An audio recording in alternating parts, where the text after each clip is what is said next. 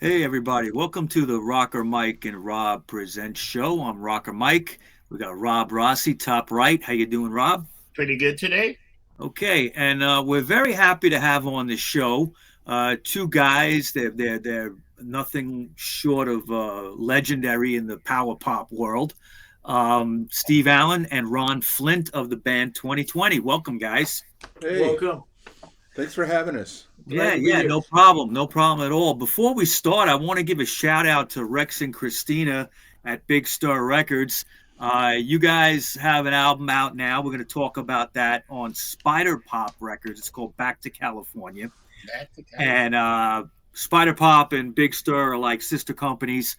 And they told me about you. They shot me an email and said you guys were together doing an album and did we want to interview you? And it's funny. I think I told you, Steve, when we talked earlier a few weeks ago, is I remember your record. I do. I had it. Okay. And the album was called just the self-titled one is the one I had, 2020, the first album. And I remember getting that record because of the song Yellow Pills, Yellow pills. right? Don't. Yeah. I think that starts the album off, if I remember right. Hey, Mike, look at the background on these guys. These guys are musicians. This guy got this guy got like a soundboard. He's ready to do all the man. Yeah. Okay, definitely. We'll get into all this. Now, you guys been around for a long time, and We've been alive a long time. Wow. obviously that's true. That's true. But your first album came out in '79. Your first full album.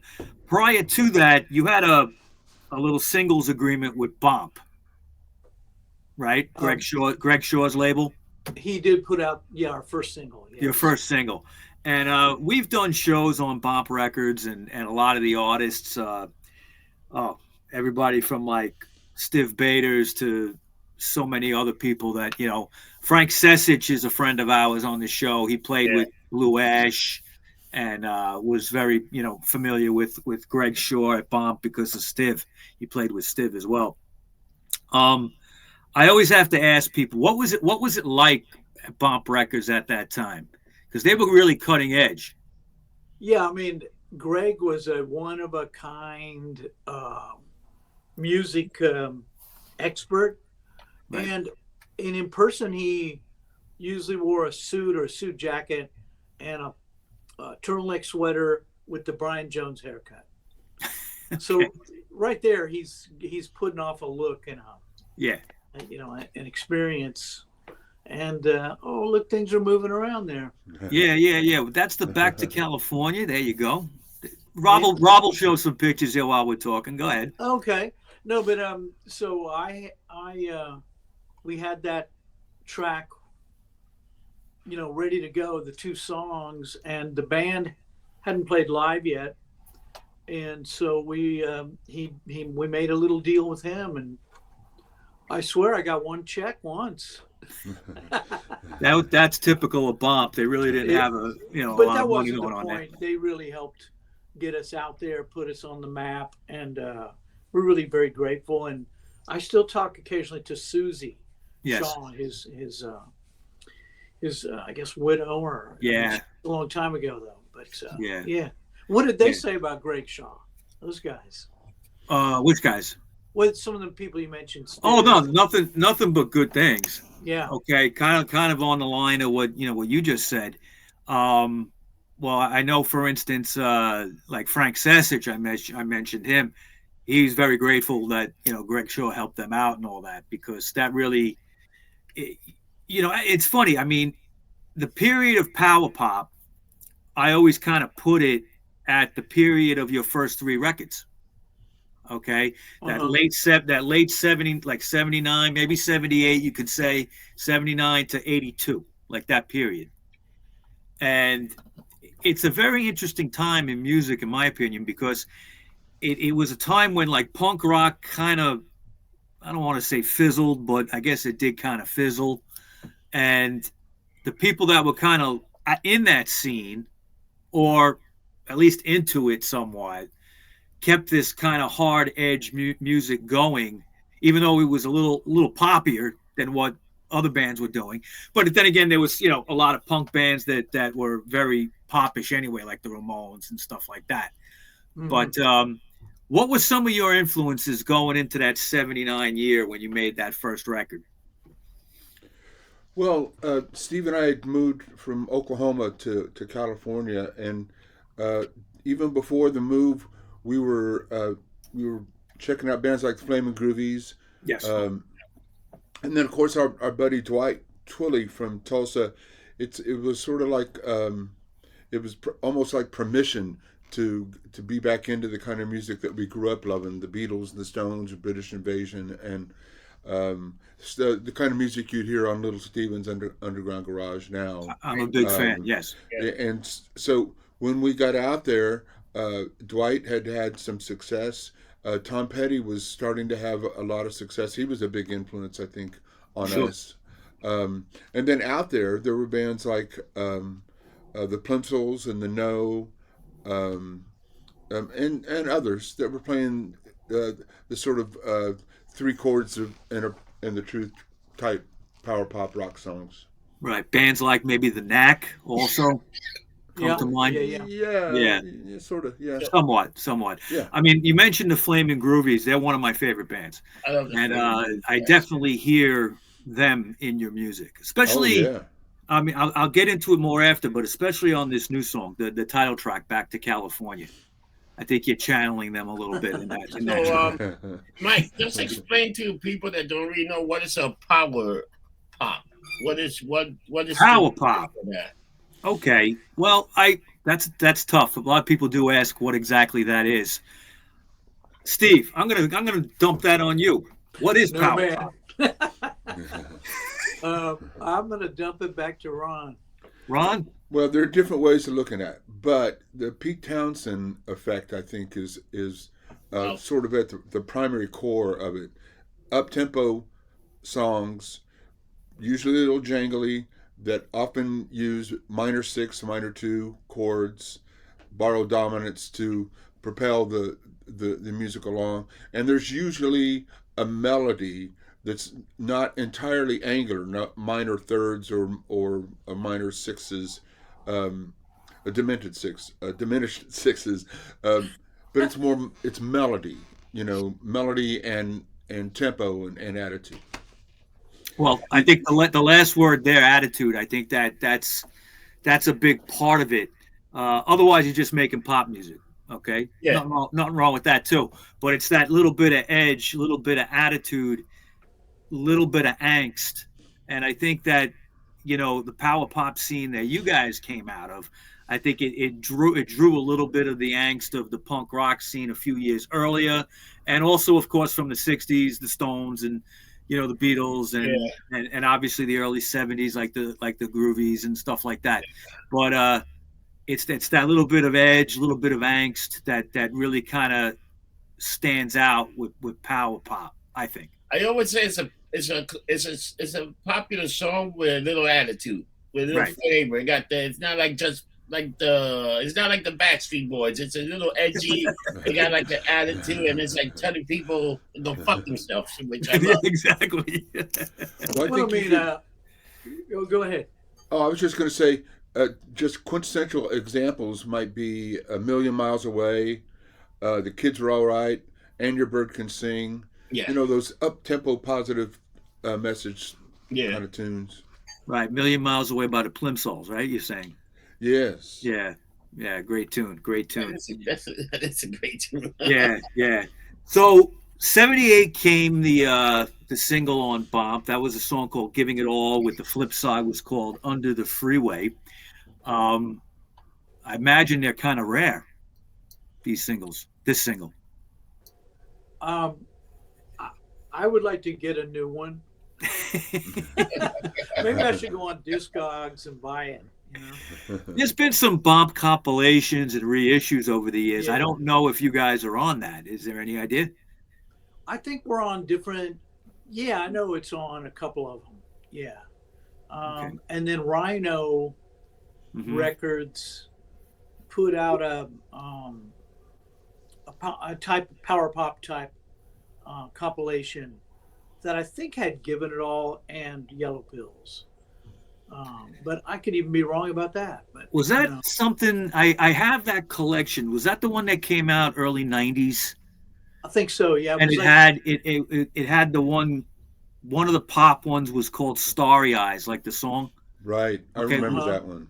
There was one other one that you guys, I think the last one of that set that you guys might have been on. I don't remember. Well, there's one where they took a photo of us, and that was on the front of it. And but they were trying to. It wasn't really. I don't know if it was power pop or just. It was quite a wide variety of. The power pop term is now taking in all kinds of bands from the past, and even in the '90s. So like Cheap Trick is in the Power Pop Hall of Fame. Oh yeah. But essentially, I think we all just thought we were rock bands, right? And maybe we were a little more melodic. Even the Ramones are very melodic little cities, really. Yeah. Sure. So and then you got like Pretenders. Well, where does that fit in? Yeah, look, it's all rock and roll, right? It is rock and roll. It's just a matter of how you slice it, I guess. But we're fine to be part of that word. I'm thinking now that collection also, and I love everything Rhino does, but I think that collection broke it down by country. There was a UK power pop set, okay, one CD, and then it was like I think Boston. Okay, and then it was like some other other places or other countries. So I gotta look for that set. I think I have it somewhere. But Rhino always does great job with it. Oh yeah, all those albums together and stuff. They just do a really really good job, a solid job. What's great about Rhino, I think, is the research they put into it, the liner notes. Yeah, I mean they really. They're thorough, right? Oh yeah, Gary Stewart was a guy who loved music, and he loved the music of that genre, and he put a lot of work, a lot of time and hustle into it. Right, that's true. So you guys had this single, and then that was in '78. In '79, you recorded the first self-titled album, 2020, and that was on Portrait Records. Now, what happened with that? Did Greg Shaw only give you a singles deal, or did something happen there? Why'd you go to Portrait? Well, it was just for that one single. Mm-hmm. And actually, I remember, maybe you remember this, Ron. He wanted us to do our first album with him, and we had maybe around half the songs that are on the '79 Portrait album. But we just felt like, no, this is a big investment in our life. We want to hold off and just see if we could get a larger label, to get interested in. And then that's when we were actually signed to, what was it, Ron? So Portrait was part of CBS back then. Yeah, so there was Columbia, CBS, Epic, and the associated labels, and there were several of them. Portrait was, I think it was on the 8th floor of that building down in Century City. Larry Harris was the main guy there. Lawrence Safer was our A&R guy. But it was a smallish label, but it had all the power and distribution global, in a global sense, that CBS would. And they had Ringo, they had Hart, they had Bertram Cummings. So they had a reasonably cool a stable of artists. So basically, you're saying they had a great studio, but they could also distribute things well under a big label. Yeah. Yes. Which is what you want, definitely. Yeah, it's nice to be able to call your A&R guy on the phone, and we could do that there up until they went. Portrait didn't last just a whole long time, and then we were moved to Epic for the second record. Right. Now, the second record actually, well, what I was doing a little research. That album is called Lookout. It did slightly better in the charts than the first one. Is that correct? It went to 127. It did? Wow. According to Wikipedia. Well, That's great. Yeah, I mean, I have never heard. I didn't know. Yeah, and the first album peaked at 138, so in the same ballpark. There you go. Yeah. There you go. Yeah. Now that's something to be proud of. I mean, you're in the top 200 out of all the bands in the world at that time. You know, that's a big accomplishment. There was a lot of fucking bands dead back then. Yeah, definitely. It was a lot of bands, a lot of baby boomers. Yeah, yeah. What do you remember from touring in those years? Man, it was fun. It was just the best.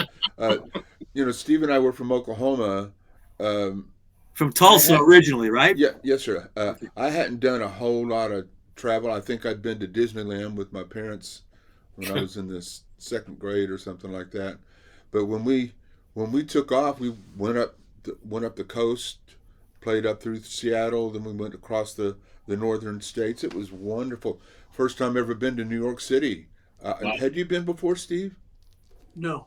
Yeah, and so, gosh, imagine that we're in essentially a Winnebago, driving in Manhattan. It was a wonderful experience. I tell you about the first Manhattan gig I think it was at Harrah's, pretty happening club then. And Yes. backstage, because we were on CBS, one of the promotion ladies brought Tiny Tim. And I used to see girlfriend. Tiny Tim walking around the East Village. And you know it's Tiny Tim. Oh yeah, no doubt. No doubt about it. There's And, only one of him, man. Yeah. He used to live on St. Mark's between 2nd and 3rd, if I remember right. And you would see him, and on more than one occasion, I yelled from across the street, "Hey, Tiny Tim!" You know. he would be like, "Hi." You know, I had a Polaroid picture that I wish I had, me and Tiny Tim, and he was just white. Yeah. But so that that Well, was he won't make like, it. He we had made a himself lot of- look white. yeah. We had so many great moments like that you just go. It's weird how Ron and I we have different memories where he'll go, remember that great show we did in wherever it was, in New York, Toledo or something. I'm like, no. But then he won't remember when we played some other giant show, I weird. always seem to think Steve was there. For whatever happened, Steve was either the instigator or an interested bystander. The master of chaos, I guess. Yeah. We were worn out. What's the backstory with you guys? You're both from Tulsa, right?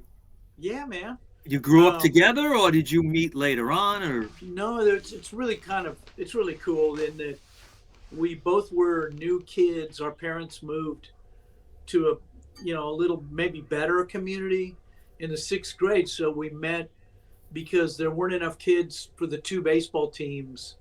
So they put a bunch of 5th graders, and me and Ron and one other kid were the 6th graders on a baseball team. So we got to pretty much rule the team. We weren't a great team, but we got to hang out and get to know each other a little bit. And then our moms found out that we were both trying to learn to play guitar. So the moms got us together, and we used to get together all that summer after the 6th grade. wow. I know, it's a long damn time, isn't it? A lot of history. Yeah. Have you got friends from the 6th grade? I don't know anybody from 6th grade anymore. I got like 2 friends from kindergarten that I still talk to. Wow. That says a lot. That's a It good really thing. That we're still friends, and it's funny. I go back maybe senior year. That's about the oldest friends I got. Yeah. Junior year maybe. Steve and I stuck together all through middle school, high school. Wow. We both went to Oklahoma State. Yeah. So we went down the road together. Now, you guys the main songwriters always for 2020, pretty much? Yeah. Okay. What's the dynamic between you guys? How do you make it work between you two? Well, I just do whatever Steve says. I was And going to then say we get along very, it's very a well. submissive dominant relationship. from both directions. Yeah. No, I mean we help each other out with songs, and sometimes Ron has written a song, or I've written most of a song, and we just put each other's names on it because we want it to be that way. Right. You share everything, basically. Yeah, we share everything. Yeah. It's great to have a partner. Who writes most of the lyrics? Both of us. Together? I think Ron writes really great lyrics, and I'm trying to keep up with him. So I keep going. I tried to get you to help me with Why Do I Hurt Myself off the new album. You're like, I think you got it.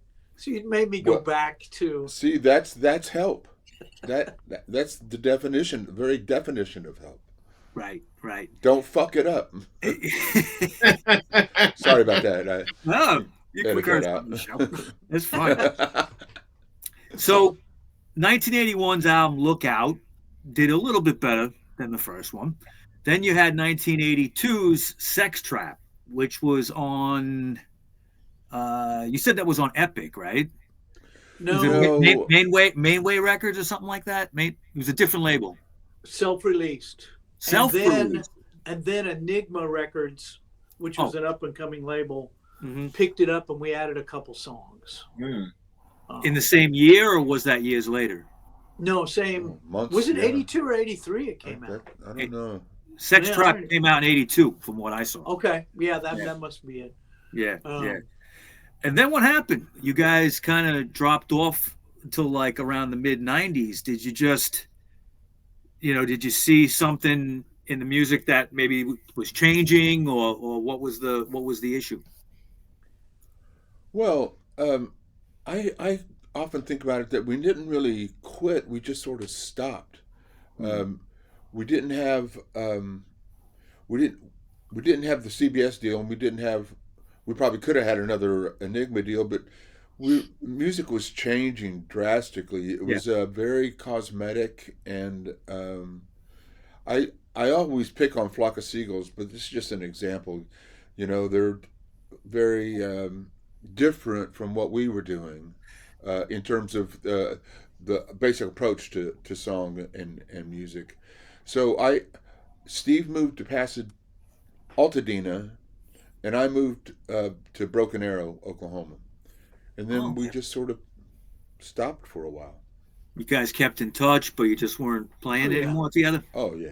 Yeah, we always kept in touch. Real life took over. I got married, and then he got married, and then, a kid comes along, and all those things of life, But what was happening in the 90s also? That was like that grunge movement started coming in. And that was a few years later, yeah. I mean, that was pretty much the beginning. The 90, 91, 92, you started seeing all these grunge bands coming out. And you wouldn't hear them a lot, but they were like all those independent college radio. You would hear this music, and it was like, yo, what is this? It was like, you could tell there was a change. It was a totally different dynamic. Yeah, and before that was the 80s, what really, once Motley Crue, hair metal bands, Van Halen kind of set it up, but Motley Crue and Poison and Rat, they started selling numbers. They were hitting a market. Well, really, what it was, Cinderella made it sell albums. I brought this up many times. I'll do it again. It really was the fault of MTV. All right. Well, we just missed that. Yeah, because you guys kind of, the last album came out in 82. MTV started in 81. They really, by 84 or so, they really became a powerhouse where they were controlling the scene. Okay. Yeah. And the bands you just mentioned, like Motley Crue, they were all just MTV darlings, really, and kind of just pushed by that entity. It became really an entity that ran the music industry through the 80s. So many bands kind of couldn't either just weren't good looking enough to be on TV, or they just fell in between the cracks. Because if you remember MTV in the beginning, they'd play anything. Yeah. They'd play if you guys, I don't know if you guys ever had a video, but if you did, they would have played it. Okay, in 1981.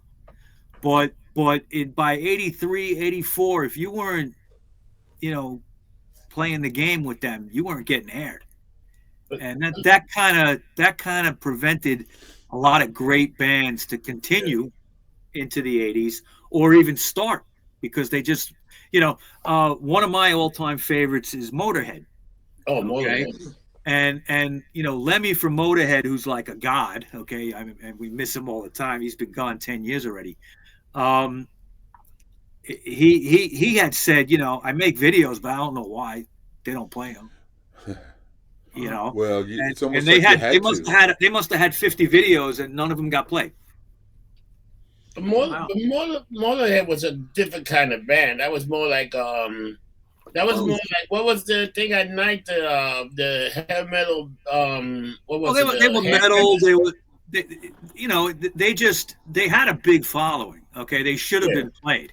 Okay, but if I played them on Headbangers Ball and stuff like that, Ball and stuff, they would play maybe Ace of Spades because everybody knew it. But Ace of Spades was fantastic. Right. They had a lot of great songs and great videos too. They really, even though Lemmy would say they're not going to play them, they would put out these like cool videos anyway.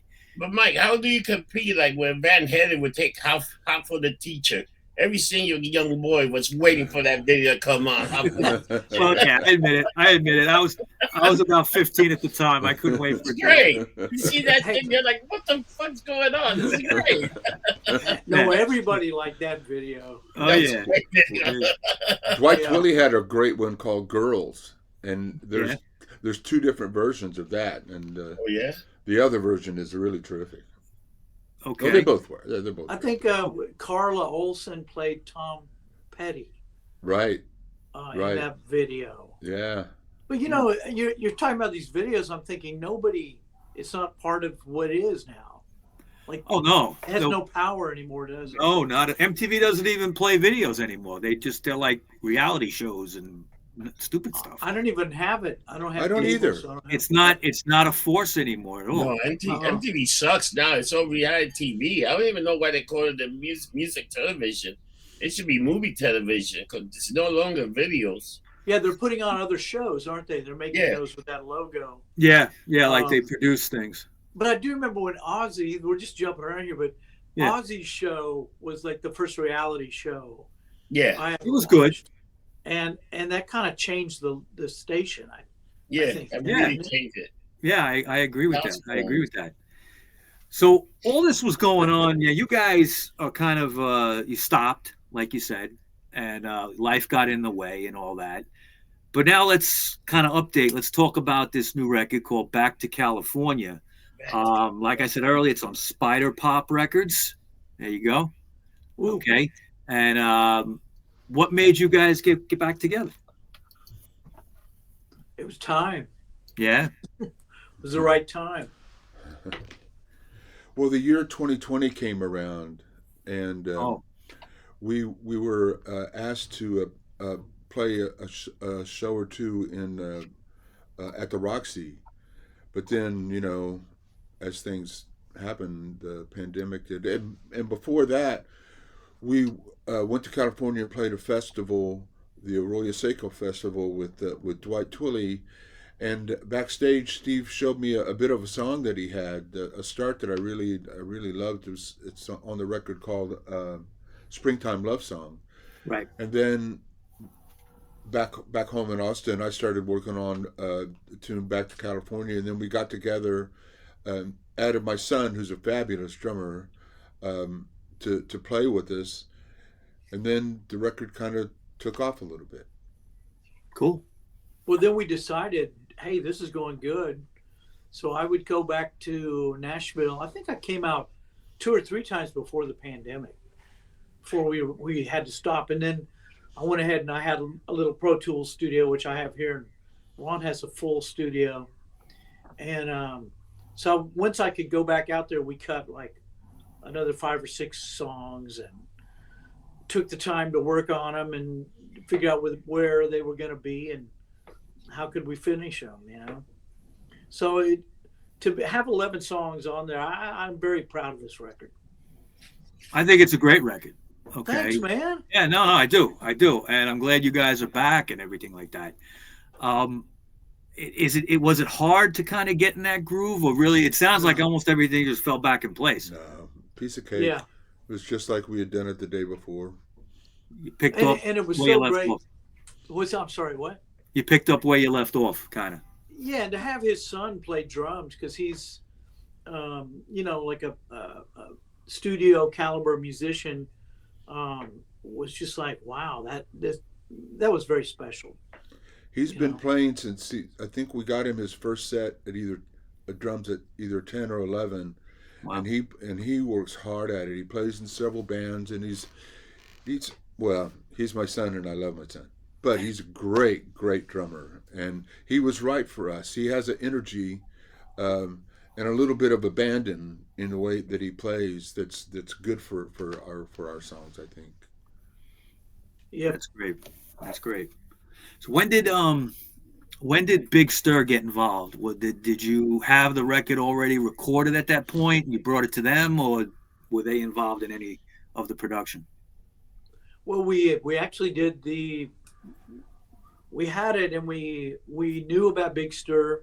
We're interested in them, and we knew about Spider Pop, interested in them, and actually it worked out really well for Spider Pop to be the label, but then to kind of have work with Big Star to do all the promotion and everything. So we got the best of both worlds, really.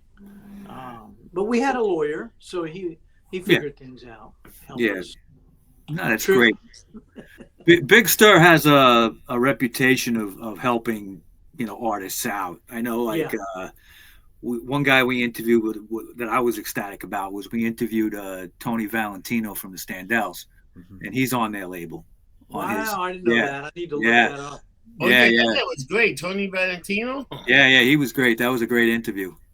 Talking about what was their hit or big hits? Standouts. Standouts. Sometimes good guys don't wear white. Okay. They were from Boston. Okay. Yeah. They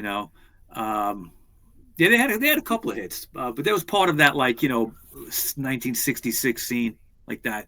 Well, did they do Dirty Water? Dirty Water, yeah. Dirty Water. Oh, yeah. Yeah. And they played standout guitars. Yes, that's why they were called the Standouts. Yeah. What's the name of the river? Down by the river. Bum. Yep, exactly. Down by the river, Charles. Yep. Charles, that's it. Yep. Great track. Great track. Yeah. So I got to ask you, since you got an album out, you guys going to tour? If touring means playing a gig in LA, we are definitely touring. We're just starting out there. We'll see what else happens, but we're going to play April 12th at Zebulon or Zebulon Cafe in it's kind of like near Silver Lake and Atwater, and that was kind of deemed the best place for us to play. Right. And so it's already doing really well. The tickets are on sale through Zebulon, and you can find it on our 2020 official Facebook, and then on Big Stir, find it.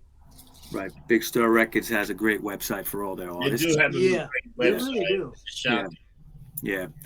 So if you come to New York, if you're thinking about it, we want to, man. Oh, I really want to. Yeah. You got to play. The place to play for you guys in the city is the Bowery Electric. Oh yeah, Bowery Electric's a nice. Okay. Is that where Paul Collins plays? I believe so. Because I think he told me about that place. Yeah. So I'll be honest with you guys, they really aren't great venues anymore for, No, but Bowery is good.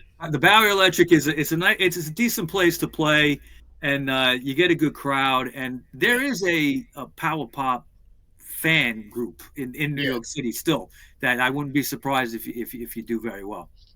We played a festival there, right, Steve? Maybe in Brooklyn. We played somewhere in Brooklyn last year. Brooklyn also has a lot of great venues too. Well, Brooklyn actually has more now than Manhattan. In Manhattan, yeah. It's just like the whole thing has changed. Like a lot of bands. The landscape, the whole landscape's changed. Like even famous acts, they'll skip the city and they'll play Brooklyn. Yeah. you know, and because there's more clubs. They've opened some larger venues there. The old Paramount just opened up again last year. Pixies are playing that Paramount. I'm trying to see if I get some tickets. Yeah, I know you're a big Pixies fan. Yep. That's cool. Well, we'll look into doing maybe both places. You know, why not? There was a Power Pop festival somebody had put together. That got us to Brooklyn last time. Oh yeah, probably in Williamsburg, right? Maybe like Brooklyn Bowl or something like that, or. Man, no, could it possibly be the Bell House? The Bell House is in Red Hook. Yeah, that's a good venue. There you go.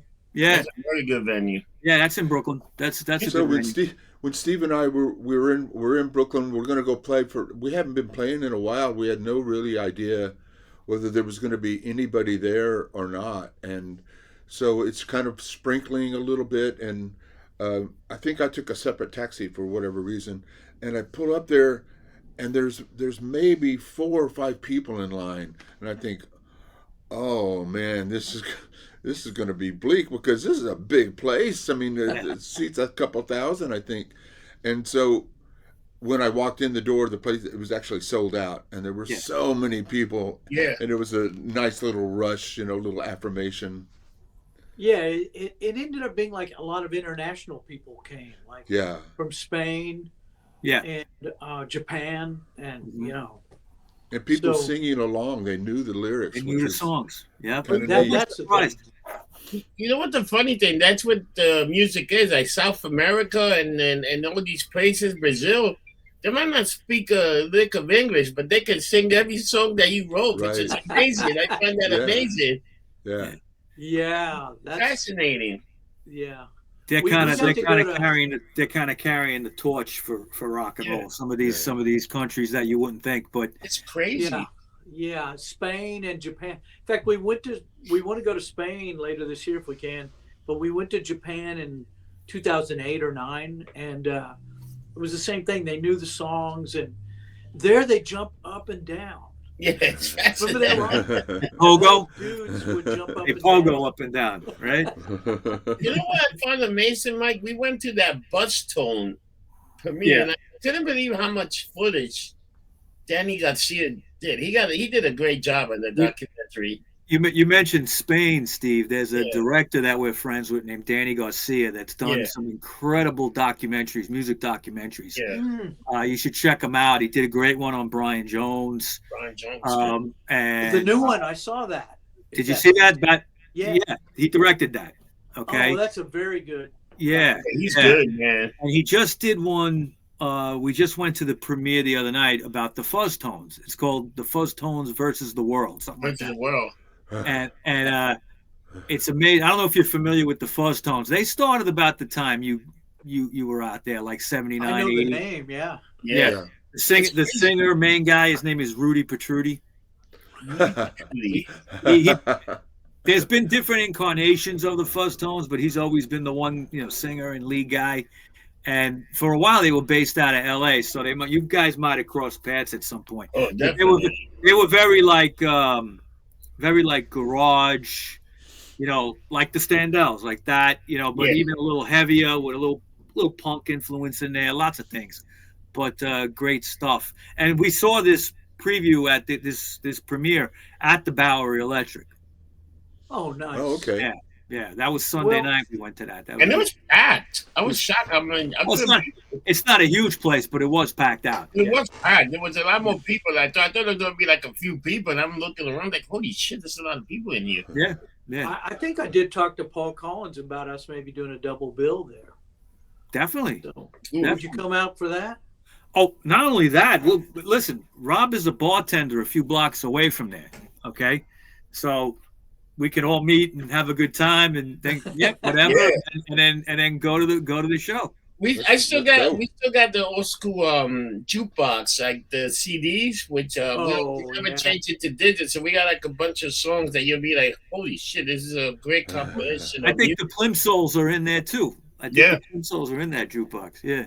D-Dog Nights, a lot of D-Dog Nights. We got music that you'll be like, what the fuck? It's like going back in time. That's cool. Man. All right, guys, listen, thanks for coming on. We appreciate it. Thank you very much. Yeah, Man, thank you. This is so great. We appreciate it. Really fun. Steve Allen and Ron Flynt from 2020. Check out their new album called Back to California. It's on Spider Pop Records. And before we go, where can we find this record? Yeah, that's what I was going to ask. Well, I think it's on Amazon. I think it's just about everywhere. I think it's Amazon. Yeah. You can get it at the Spider Pop website. It's available for download and all the streaming services. We are selling vinyl. I was just going to ask, is there a vinyl version? Because that's a big thing now. For $25. It was like $25 or something like that. Okay. And this vinyl it turned out really, really good. It is a good sounding piece of vinyl. So, yeah, they've come a long way with vinyl. Okay, I mean, it disappeared for so long, but when it came back, they did a great job of it. You know, man, I still play vinyl, and I do. That's what Ron and I wanted. We said we wanted to have vinyl so it feels real. Yeah. And so it's kind of, that's what we got to do. That was a big plus, you know. But vinyl is expensive to do now, man. It didn't get cheaper; it just got more expensive. It's just amazing. Yeah. But you know, the Back to California vinyl, it's got kind of some extras. It's got a lyric sheet. It's got the kind of stuff that you used to get, you know, back when, and it has the art was done really well, and so yeah, I'm really proud of it. I think. Yeah, you guys made a fantastic record. I'm really happy for you guys. Glad to see you back. You know, have a great time touring the West Coast, but you got to come to the East Coast and give us a little performance. Look forward to seeing you there. Really, let's we will. Yeah, that'd be great. We'll look into it. We would definitely. Mike, Rob, you guys have been great, man. Okay. Yeah, you guys were great, man. Thank you for the little history lesson, and you know, because you know, this kind of music is the kind of music that people grew up with. And in today's modern world, it looks like they're lost. But I think there's a comeback. There's a room for comeback for this kind of genre, you know, like just like good, pure rock and roll, man. You know? We always say that. We've been saying it for a long time, you know, even with the pandemic. And I think people, you know, are ready to like have another like little rock and roll renaissance. I hope it comes back. Yeah. I'm all the way with you. Cheers to that. Okay, thank you for being on. Rob, what do we say at the end of every show? We don't get drunk. We get lumped up. We'll see you next time. Okay, take care, people. All right, bye.